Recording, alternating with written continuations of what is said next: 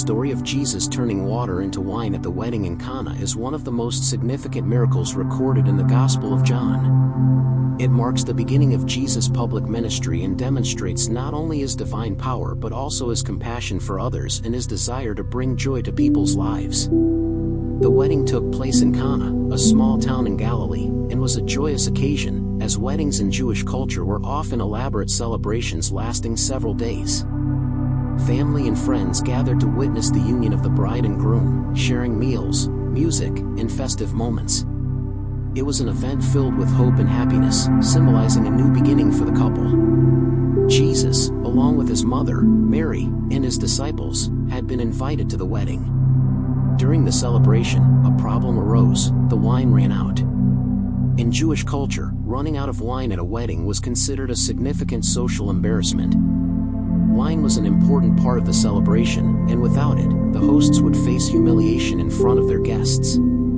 It was a delicate situation, and the bride and groom were surely anxious about what to do next. Mary, noticing the shortage of wine, approached Jesus and informed him of the situation.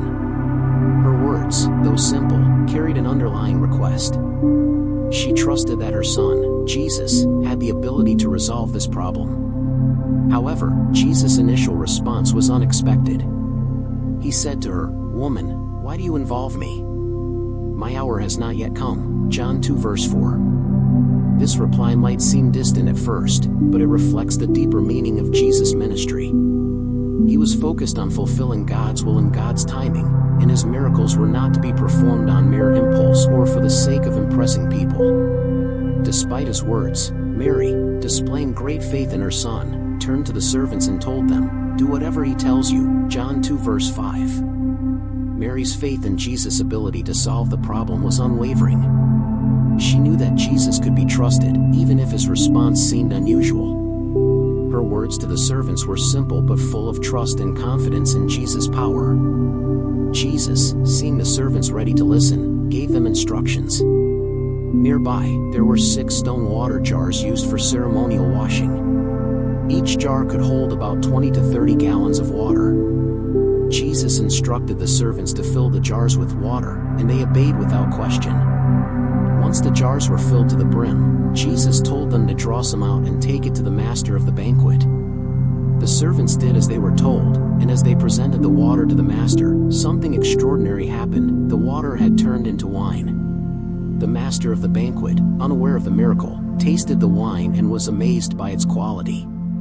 He called the bridegroom over and said, "Everyone brings out the choice wine first and then the cheaper wine after the guests have had too much to drink, but you have saved the best till now." John 2 verse 10. The wine that Jesus had created was of superior quality, far better than what had been served earlier in the feast. It was a perfect demonstration of God's generosity and care, as Jesus provided not just a solution to the immediate problem but also a sign of his divine authority and goodness. This miracle, though simple in its nature, carried profound spiritual significance.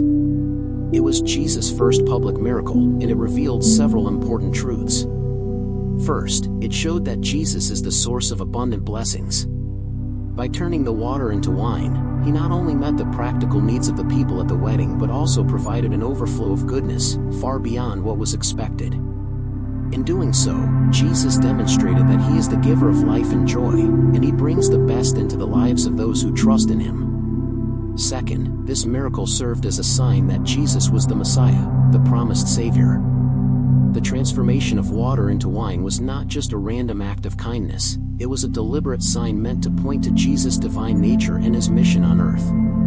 By performing this miracle, he revealed his power and authority as the Son of God, and it was a foreshadowing of the greater miracles that would follow during his ministry. Third, the miracle at Cana also highlighted the importance of faith and obedience. Mary's faith in Jesus and her simple command to the servants to do whatever he tells you was key to the miracle happening. The servants, too, demonstrated faith by obeying Jesus' instructions without questioning. Their trust in Jesus' authority allowed the miracle to unfold.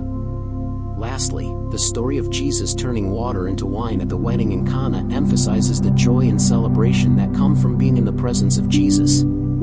He transformed an ordinary moment into an extraordinary one, bringing joy and peace to the couple and their guests. In the same way, Jesus brings joy and transformation into the lives of those who follow him, offering not just a temporary fix, but a lasting, eternal change.